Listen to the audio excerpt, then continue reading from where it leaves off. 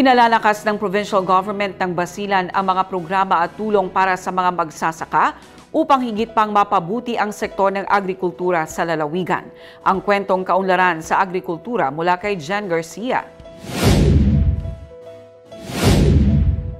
Nakipagpulong kamakailan si Basilan Governor Mujib Hataman sa Provincial Agriculture Office upang talakayin kung paano pahigit na matutulungan ng pamahalaang panlalawigan ang pagpapalakas ng sektor ng agrikultura.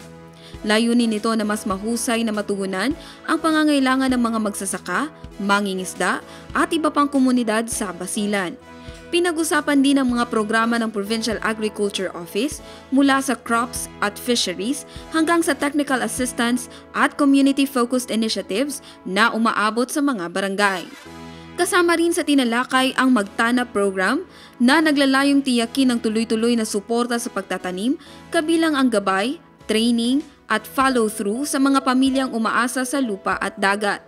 Tiniyak ng provincial government na may mga programa ang probinsya na makatutulong sa pagpapalakas ng sektor ng agrikultura at pangisdaan na itinuturing na susi sa mas matatag na pagkain sa hapag at mas maraming oportunidad sa kabuhayan. Jen Garcia, iMinds, Philippines.